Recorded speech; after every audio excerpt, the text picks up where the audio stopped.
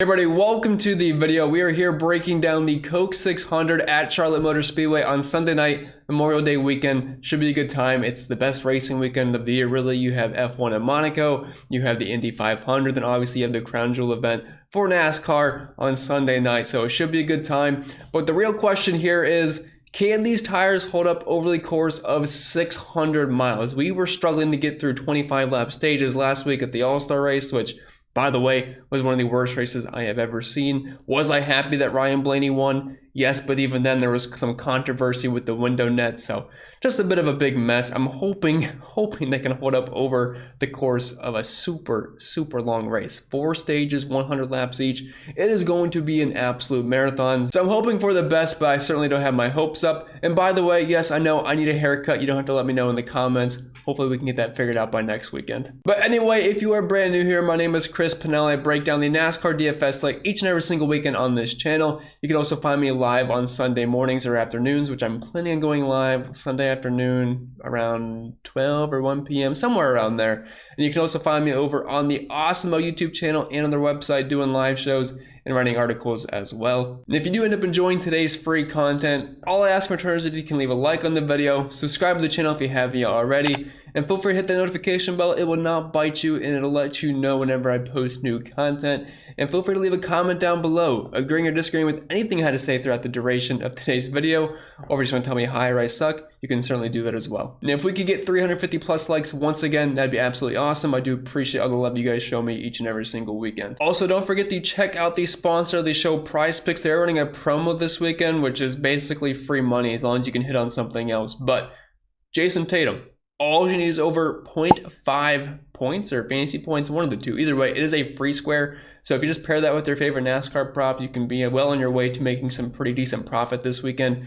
And if you are a brand new signee over there, just hit the link down below or head over to prizepicks.com. Use the promo code CPEN. It is like right below, right there. Use that. Free instant deposit match bonus up to $100. You could use $50. You get $50 for free, but anything up to $100, no strings attached. Check it out. It's a very fun site to play on. I post Prize Picks projections each and every single weekend on the spreadsheet. I go over some of my favorite plays in the article as well if you want to use that to help guide you. So check it out if you haven't. Like I said, link down below or go over to prizepicks.com. And if you want to follow me on Twitter, you know where to do that. Chris Pennell16. I post a link to the contest there each and every single weekend. But I think that's kind of it for the plugs. Let's dive right into the preview of this week's race. And as previously mentioned, this is the Coke 600 at Charlotte Motor Speedway. There's your outline of the track. It's just an intermediate oval.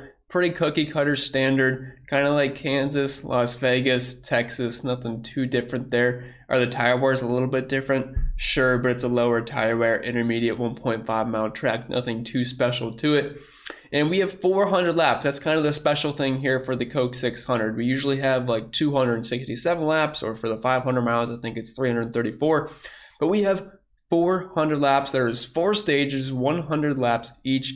And that is going to be an absolute marathon. And these tires, I have a very tough time imagining they're going to hold up. So there's no way of knowing whose tires are going to blow up, but you're just going to have to hope you get a little bit lucky, close your eyes, cross your toes and fingers, and just hope for the best in that regard. But outside of that, pretty standard procedure here, just looking at drivers who've been fast at the intermediates this season, and just really been fast in general in this 670 horsepower package. If you're looking for similar tracks, it's Texas, it's Kansas.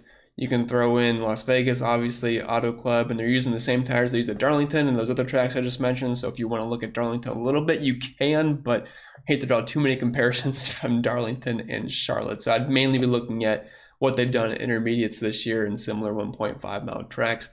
And I don't remember if I mentioned it, but 280 dominator points available to us. So yes, dominator points are going to be pretty important this weekend.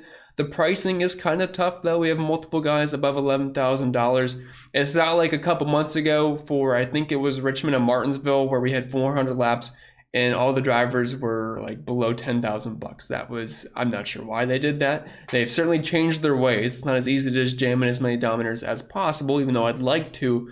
It's just not going to be as attainable as you'd want it to be. So see what happens in qualifying and practice. Don't worry, I'm not doing the entire video before that. I'm going to wait for practice and qualifying to end to do the driver by driver breakdown portion. Just wanted to get this pre-recorded to get it out to you guys earlier enough so you have enough time to watch it before the race starts. But yeah, nothing too crazy here, just pretty much standard procedure for a 1.5 mile track. There just happens to be more laps. And with the way pricing is, it's not like we can drastically change the way we build our lineups. And since we have a lot of time until practice and qualifying starts and it's the end of the month, I do want to give you guys a little bit of a freebie here that I have over on the Patreon. I have a lot of extra sheets there. But this is looking at green flag speed, and this is something I try to rely on quite heavily because it's, true speed. Like, yes, Kyle Larson won an Auto Club early in the year and finished second at Las Vegas, but if you're looking at his speed rankings in those races, he was 6th at Auto Club and 8th at Vegas. Like, yeah, he got a little bit lucky finishing position-wise. Has he been good this year? Sure, but he definitely did not have a top 2 car in those races where he finished top 2. So this is something I like to reference quite a bit, and I do have this averaged out to make it a little bit easier, looking at track types, or you can look at specific tracks or the tire combination this week, or you can combine them together. So this is something I usually do to try to find potential dominators. Obviously, we'll have to see what happens in practice and qualifying, because if someone puts up a real fast practice time and obviously qualifies pretty well, they're going to be a potential dominator, even if these numbers really don't check out the most. So it's a little bit of, it's not an end-all be-all, but it's something I like to reference quite a bit. So if you look at the season averages so far, just green flag speed-wise, excluding super speedways and road courses, just normal tracks like short tracks, intermediates, or whatever it may be, Blaney so far is the best average green flag speed, but that has trailed off a little bit. The Fords have definitely lost some speed, although I know there's been certain races where Ryan Blaney and Joey Logano have looked excellent, but outside of those two, it's been real tough to really trust the Fords for the most part, outside of Kevin Harvick picking up good finishes. Then you have Larson, Kyle Busch, Ross Chastain, William Byron, Truex, Elliott Bell, all kind of guys you would kind of expect to see. In this similar tire combination, which is going to be pretty much all the intermediate tracks that we've been at this year in Darlington, bit of a hybrid mix there. But again, drivers you would kind of expect. Ross Chastain's been insanely fast this year at similar track types, so he'll definitely be someone to watch. Kyle Larson, Kyle Busch, Martin Truex Jr., Ryan Blaney, Christopher Bell, Denny Hamlin, William Byron, really all these drivers you would expect. And it's pretty much a bunch of Toyotas and Chevys. Like, this is why I'm going to probably end up being a little bit low on the Fords heading to the race. Maybe they surprise me in practice, but if you're looking at, the specific tire combination, you have Chevy, Toyota, then the lone Ford there with Blaney, then Toyota, Chevy, then we don't see another Ford again until Joey Logano in 10th. And if you combine these two together, we have Chastain, Larson, Busch, Blaney, Truex. It's pretty much all the same kind of drivers. So really, outside of these guys, you'd have a hard time seeing anybody else be able to get up front and dominate, which, yes, I know it's a lot of obvious names, but it's nice to see, the numbers and how they're shaping up this year and exactly how fast drivers have been at certain track types or certain tire combinations this year. And like I said earlier, it is the end of the month, so if you do want to sign up, I can get you this last week for free. Just look at the link down below, represent the orange bubble. You can join the best NASCAR DFS community out there. We have many people take down a lot of money, including Mass and my other guy, Paper Chaser, in the Discord chat, taking home 1 and 2 in the lug nut just last couple weekends ago at Kansas. And then obviously we have $1 Million Sean and a bunch of other people taking down contests. If you want to come in, join, you get access to all the extra content, including the optimizer and the best ownership projections in the industry as of right now. Post my own personal GPP exposures, there's simulation scores ran, and a bunch of other things, and obviously the awesome Discord chat, which we are in there 24/7 talking it up, whether it be sports or just about anything else. So come in, check it out, link will be found down below, and again, you can get this last week for free. And with that being said, practice and qualifying just now ended a few minutes ago, uploaded the numbers, so this is my first time running through the slate. We're going to do it together, my first reactions to what went down on Saturday evening. But as of right now, we have a pretty fun slate here. Lots of ways we can go. I think we have some trap plays, and I think we have some good drivers starting really high up that hopefully people will kind of overlook because of those high starting positions, which I think could end up being a mistake. And if you want the overall thoughts on the pricing this weekend, I think it's solid for a 400 lap race. We don't have a bunch of guys that are under 10K. We have, 6 drivers in the 5-digit range, which I think is fine for a race like this. 2 drivers, 11K and above. So overall, pretty solid. We're always going to have drivers that are a little bit too cheap, a little too expensive. We'll talk about that as well. But we'll start up top with Kyle Larson, $11,300, the most expensive driver on both sites. And I know what you're probably thinking. We have a big bright green P36 for his qualifying spot. Yes, Kyle Larson is going to be mega chunk on this slate. And it's not like he was bad in qualifying or practice or anything. He just happened to wreck out. But he was first in the 1 lap in practice, second in the 5 lap. It seems like he's going to have a fast car, and he's obviously been good at the intermediate so far this year. If you're looking at his recent finishes at the similar tracks, second at Kansas, second at Vegas, first Auto Club, and if you go back to last season, first at Kansas and first at Texas. Hard not to like Larson starting all the way in the back, and I think we have enough value to make this work. So if you are playing cash games, I will 100% play Kyle Larson. But when it comes to tournaments, again, I'm not sure what I'm going to do yet. I obviously haven't crunched because qualifying in practice just ended. I have not yet read my numbers, no projections, no ownership projections, but I feel like I might end up being underweight in tournaments. I cannot say yet for sure, but that was my first initial reaction. Cash game lock, tournaments, I'm not 100% sure. I'm still going to play Kyle Larson. I think you'd be dumb to full fade him starting all the way back in 36 with the kind of driver he is, and it seems like he has a really fast car, and he can certainly work his way through the field. We can certainly pass at Charlotte, but at intermediates this year, he has not been the Kyle Larson of 2021. Has he been good? Yes. He has a win, 3 top 5s, and a 4-race sample size, and he also has some of the most laps led in fast laps per race. But his chances of getting up front and dominating are pretty slim because you have guys like Kyle Busch, Denny Hamlin, Truex, all those kind of guys starting closer to the front. And I'm going to have a hard time seeing Larson rip his way through the field and get past those guys who looked really, really fast as well. And it's a 400-lap race, so even if he does finish with the top 5, maybe he gets you 70-plus points. But if a guy like Hamlin leads 200 laps and a guy like Kyle Busch happens to lead 100 or 150 laps, they're just definitely going to outscore Kyle Larson. And it's going to be pretty hard to fit all three in together. So that's something to keep in mind. So for tournaments, as of right now, it might be a decent spot to get some leverage by going underweight and maybe going overweight on some of the drivers closer to the front. But he is going to be an interesting conundrum. And I'm excited to see what happens with my projections and how much he actually pops up in my lineups. And then right below, we have Kyle Busch, $11,100. He is starting in 4th, and he's certainly one of those guys that can be a pivot off of Kyle Larson. And since he's the only other driver that's in the 11K range, he's probably like the most direct pivot you can get from Kyle Larson. I wouldn't say practice was super impressive for him. 6th in the 1 lap, 18th in the 5 lap, and then 10th in the 10 lap, which I think he only had like 12 drivers that did end up running a 10-lap session. So it wasn't anything super impressive, but the Toyotas in general looked really, really good. And plus in qualifying, they absolutely killed it. We have a lot of Toyotas up front. I believe Truex is the worst one starting in P14, but yeah, I'm definitely on the Toyotas once again. I was all over them at Kansas, and they all finished like in the top 6 besides Bubba Wallace. But even then, he had so many issues on pit road. He could have had a top 5 car, I think. So I'll be playing all the Toyotas once again. I definitely want to be overweight on them. Kyle Busch is obviously very good at Charlotte. Some of the best overall numbers here. He finished 3rd at Kansas, 4th at Vegas, and he's had a really good car each and every single time. So once again, I am all aboard the JGR train. Wouldn't play Kyle Busch in cash games. I'd much rather play Larson starting 32 spots further back. But in tournaments, I certainly want some exposure to Kyle. Chase Elliott, $10,700. He's starting in 13th. He's probably not someone going to get to a ton of. Is he really good at Charlotte? Yes. Average finish of 3.8, the best running position, the best drive rating, 5 top 5s the past 6 races here. This has been a very good track for him, but none of those were in the next-gen car, and Chase Elliott hasn't really been killing it at intermediates so far this season in the next-gen car. 4-race sample size, but under 30 DraftKings points per race. Not the greatest average finish in the running position of 14th, and I just feel like the JGR cars are going to bring a lot more speed, and practice was okay for him. It's not like he had a slow car, 4th in the 10 lap and 9th in the 5 lap, but starting in 13th, I think his chances of getting up front and dominating are pretty slim, so I'll be taking an underweight approach on Chase Elliott. Then right below him, we have the man on the pole, Denny Hamlin, $10,500, only $11,500 over on FanDuel.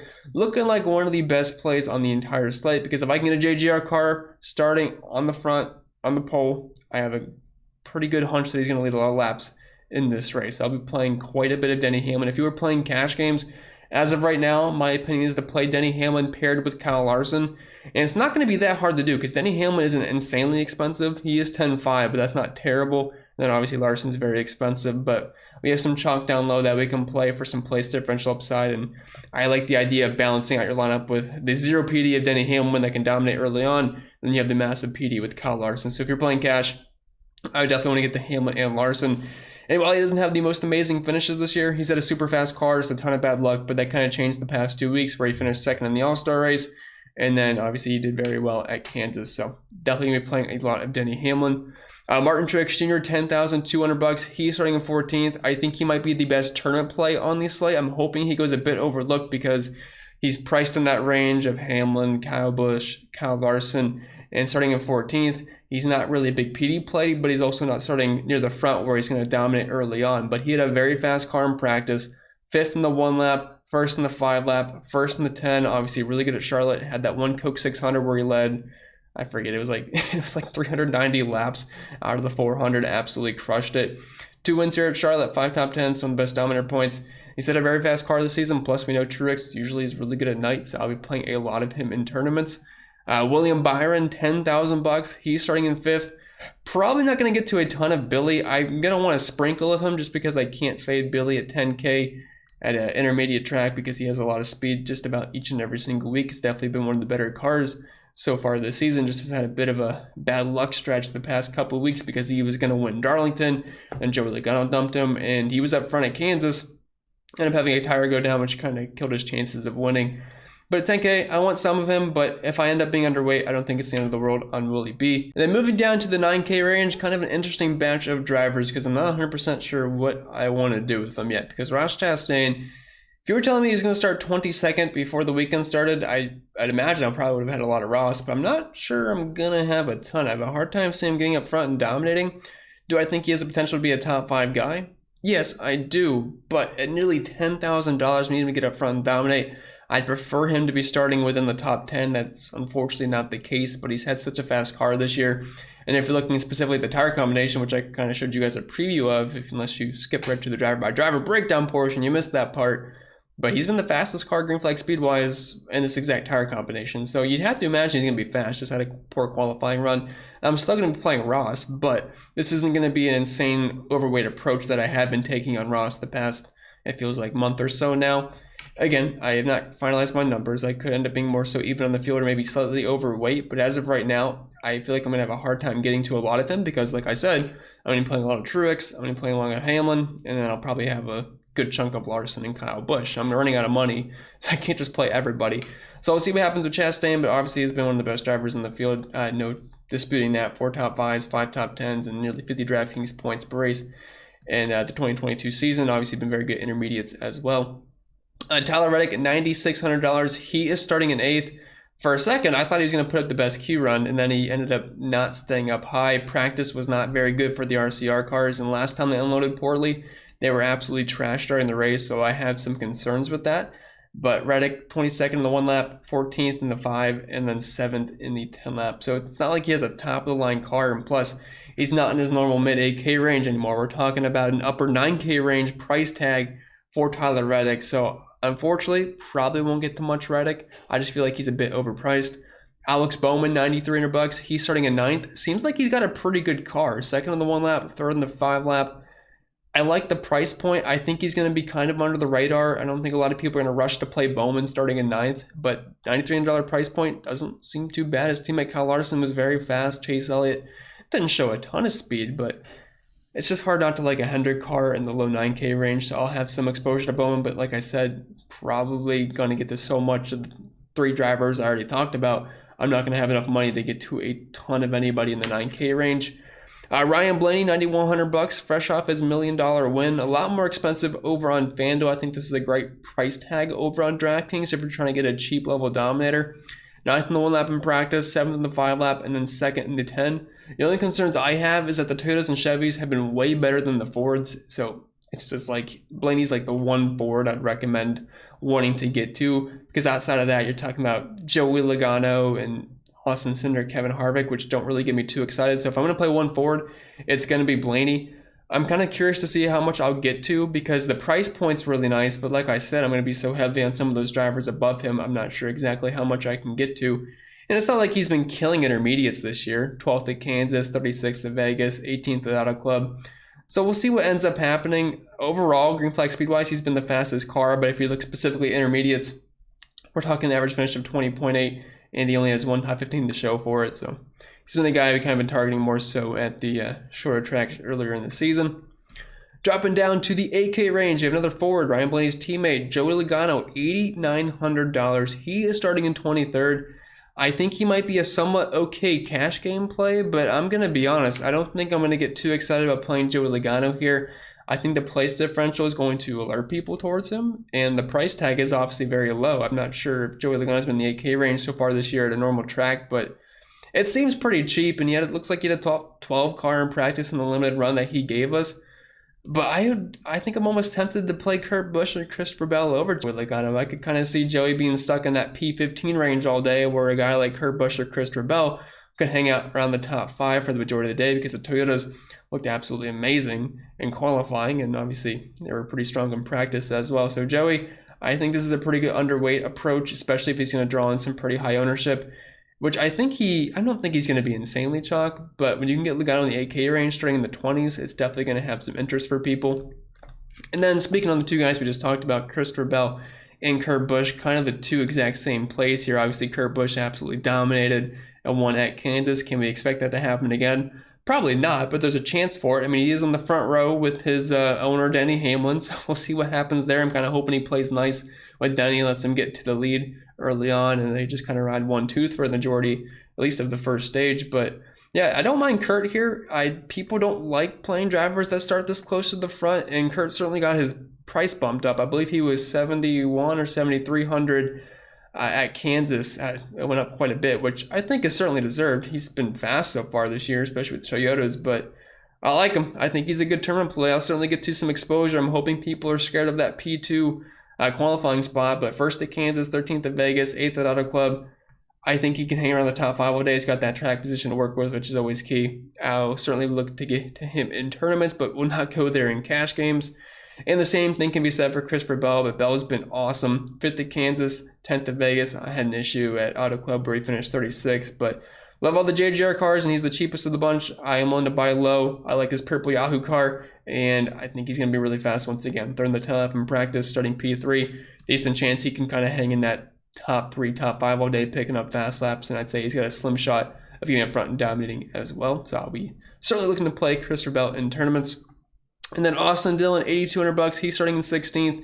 He looked terrible in practice. He was struggling with Noah Gragson at one point. It didn't look too pretty. P33 in the 1 lap, P29 in the 5 lap. I'm usually one that likes to play Austin Dillon at intermediate tracks, but I don't have a lot of confidence here. I think they unloaded slow, and I think they're not going to kind of struggle during the race. So not a big fan of Austin Dillon, especially at $8,200. And Kevin Harvick, he is very cheap, but he's another guy that really struggled in practice. 30th in the 1 lap, 24th in the 5 lap, and then 12th in the 10 lap, which I believe was the worst of all the drivers that actually ran 10 laps consecutively in practice. So that's nothing too impressive there. The price tag is obviously amazing. Does he have good numbers at Charlotte? Yes. Does he have great numbers this year, intermediates finish-wise? Yes. Average finish of 8.6 on the season total, in close to 50 DraftKings points per race. Also has 5 top 10s, and he's been in the top 15 each and every single time for the data set that we are looking at. So starting in P18, is he playable? Yes, but I'll probably look to be underweight on Harvick and just get more exposure to guys like Kurt Busch and Christopher Bell, hoping they can hold their ground, and then hoping these guys are kind of just trap PD plays that finish around where they start. Dropping down to the 7K range, we'll start with Daniel Suarez here, $7,800 on DraftKings. He's starting in P12, which on the surface doesn't look like a great play, but I actually think Suarez might be the most interesting guy out of this group, maybe outside of Austin Cendrick with how fast he was in practice and qualifying, but Suarez showed some speed in practice. P8 in the 1 lap, P5 in the 5 lap. I think he can kind of hang around that top 12 for the majority of the day. And I mean, maybe Ricky Stenhouse is a trap starting in nearly 30th place. Maybe Eric Jones is a bit of a trap. I think Daniel Suarez is going to definitely be lower owned than them. I'm not saying those are bad plays, Jones and Stenhouse, but it's certainly possible if they're just kind of going to get stuck back there. And Suarez has the track position to work with. And if he can hang around the top 10, kind of surprise us like he did at the All-Star race, I don't think he's necessarily a bad play, so I'd look to get to him in tournaments. Eric Jones, Ricky Stenhouse, will kind of lump them together. Both guys have shown top 15 upside in certain races this year. Ricky Stenhouse, awful start to the season, just was bad each and every single week besides I think it was Auto Club. But then he went on a bit of a hot stretch, and starting in nearly 30th, I think he had to have some interest. He was P31 in the 1 lap in practice. Eric Jones at least showed a little bit more life, P11, but then he was P22 in the 5 lap. None of these guys looked super impressive, but I think you have to get to some exposure just because of where they're starting. And one thing I will say about Ricky is that he does have a pretty good history here at Charlotte. 2 top 5s, 3 top 10s, and also 5 top 15. So we'll see if that comes into play at all. But he did finish 8th at Kansas. Eric Jones been a bit of a tough time here at the intermediate so far, besides Auto Club, 31st at Vegas and 32nd at Kansas. But I think getting to some exposure to both of them is fine. I'd prefer Stenhouse because of the 4 spots further back, but both are pretty similar plays. Chase Briscoe, $7,200, maybe a better play over on FanDuel at only $6,200, but starting in 15th. Not going to have a ton of interest here. Stuart Haas in general looked absolutely awful. 21st in both the 1 and 5 lap in practice. Not a whole lot of interest from me. Probably one of those guys that maybe sneaks into 5% or less of my lineups. But Austin Cendrick, at his price point, I think he is somewhat interesting. Like I said, not a huge fan of the Fords, but at his price point, he showed quite a bit of speed. P4 in the 1 lap, P4 in the 5 lap, obviously qualified pretty well. Look at how he finished last week at Kansas, and I say last week, I mean 2 weeks ago. 11th at Kansas and then 12th at Auto Club earlier in the season, and then 19th at Vegas. I don't think he's going to hold a top 5, but a top 10 is certainly possible with maybe some fast laps mixed in, but it's a tough starting spot, but he's still on my radar in tournaments. Dropping down to the 6K range, we have Bubba Wallace at $6,900, another guy I think is pretty viable for tournaments, starting in 7th place, and a lot of people are not going to want to click on Bubba Wallace's name, which I totally understand. I don't like to do it too often, but if you were a big fan of all the Toyotas, JGR 2311, you can't forget about Bubba Wallace, and it kind of goes back to what I was saying at Kansas, where everyone likes the Toyotas, at least I did, and I can't forget about Bubba, even though I don't like playing him now. He was in a much friendlier starting position as far as DFS purposes go, but he still finished with the top 10 with many issues on pit road. He honestly could have been a top 5 car, I think, if he stayed clean for the entire race, but that's a tough task to ask for. From Bubba, I know starting in P7th, would I bet him to finish higher than that? No, but do I think there's a chance for it, or at least hang around the top 10? Yes, and at sub 7K, if Bubba Wallace finishes like 8th to 10th, he's a better play than Koslowski if Koslowski happens to finish, like P28, at least in my opinion, for tournaments. So I think the upside for Wallace is there, but obviously a very risky play, but did finish 10th at Kansas a couple weeks ago. Chris Buescher, $6,700. He's starting in 19th. He does have a couple top 10s here at Charlotte. Finished 27th at Kansas, had an issue. 18th at Vegas, 35th at Auto Club. Honestly, I'm not a big fan here. Starting in 19th, probably not going to have too much exposure. 25th in the 5 lap in practice and 19th in the 1 lap. And I did forget to mention Bubba's practice speed, but had a top 10 car as far as the 5 lap was concerned, which is pretty promising. And then we have the chalk of the cheap range here, at least of the 6K range. We do have a pretty chalky 4K driver that we will talk about, but it's Brad Koslowski, $6,600. He took a spin in qualifying. He's starting at 35th, 17th in the 5 lap in practice, 20th in the 1 lap. I am just never a fan of playing Brad Koslowski. Obviously the numbers at Charlotte are good, but can't really look at those anymore because that was in a Penske car. But he finished 14th at Kansas last week, 24th at Vegas though, 27th at Auto Club. If you are playing cash games, I have no problem with Brad Koslowski, but in tournaments, if you want to go underweight for some of those other drivers getting closer to the front, like a Bubba Wallace or even a Chris Buescher, I don't mind it, but unfortunately, I'm going to have to play some Brad Koslowski just because he's starting so far back. Like, do I think he's going to suck? Probably, but if he sucks and finishes top 25, that's not a bad day at his price point and for where he's starting, so I'll have to play some Brad Koslowski even though I don't want to. Eric Almirola, $6,500. He's starting in 24th. Stuart Haas just was not very good at all. 20th in the 5 lap in practice, 25th in the 1 lap. Striking 24th, I think he's going to be a fringe top 20 guy. Probably won't get too much exposure, but if you're looking to get off Koslowski, I'd say Eric Almirola probably has some better finishing position upside than him. Justin Haley, 31st in the 5 lap in practice, 26th in the 1 lap. Almost failed tech 3 times, starting in P20. Not a whole lot of interest there. Same can be said for Cole Custer at $6,200, starting in 21st. I will say he was 16th in the 5 lap, but outside of that, not a guy I'm going to have really too much interest in. I hate playing Custer. He finished 11th at Auto Club, 33rd at Vegas though, 22nd at Kansas. I think he probably finishes right around where he starts, which is not a whole lot of upside. Harrison Burton's close to unplayable. Starting in 17th, I really don't plan on having much exposure to him at all. Was 8th in the 10 lap, but keep in mind, like 14 drivers ran a 10 lap run, so not a whole lot to get excited about there. Was barely top 20 in the 5 lap, but the problem is he's starting P17, really tough to get there, especially for a rookie in a 600-mile race. Noah Gragson, I don't think I'm going to do it starting in P27. According to practice, it's probably going to be right around where he finishes, so not a whole lot of interest there. I'd rather just go cheaper with some of these other guys that offer me more place differential upside. Michael McDowell, there is no chance I play any of him starting in 10th. Kaz Grala, I'd worry about that car quite a bit. Awful in practice, P37 in the 1 lap, P33 in the 5 lap. His hood came up during practice, and then he took it real soft in his qualifying run, just trying to keep it together. I just don't trust that car for 600 miles, so I'm probably not going to play him, even though he's starting so far back. Dillon, I maybe can get to, but he's starting 28th, and in practice, it looked like he had a fringe top 30 car. Looking at his finishes at intermediate so far this year, it's not bad though. 20th at Kansas, 20th at Vegas, 17th at Auto Club. Green flag speed-wise, he has not been fast whatsoever, but if he can give me a top 25 at sub $5,500, I'm not going to complain about it too much. Ryan Preece, $5,200. I could see some people playing him just because it's Preece, but the problem is he's in a Rick Ware car, and I have my doubts about it lasting 600 miles. I think around that 400 to 500 mile mark, we might see some cars starting to fall apart that are kind of in that scrub range. So I have my concerns there. If you're looking at practice, it wasn't bad though. P20 in the 1 lap, P13 in the 5 lap. I'll play some Ryan Preece. He's a pivot off of Corey LaJoie, but I'm not super stoked about it. But you can't play 100% LaJoie, so I think Preece is at least the one guy that showed some speed that I'm willing to play. I just worry about the car. Todd Gilliland, $5,000. People will probably play him just because it's 5K flat and he's starting 30th in a front row car. P28 in practice though for the 5 lap, and 10 lap doesn't matter because he was second to last, only above Noah Gragson. 23rd in the 1 lap. If you want to play a little bit of him, that's fine because you can't play 100% Corey LaJoie, so I'll have some sprinkles of Gilliland. And speaking of the chalk, Corey LaJoie, sub 5K price point. He's starting in 37th. He was P16 in the 1 lap, so he actually had some speed. And we have a baby narrative here, as I believe his wife just had a baby. So if you're looking for a narrative to play Corey LaJoie, there you go. We were talking about that even before he wrecked in practice. Now he's starting dead last.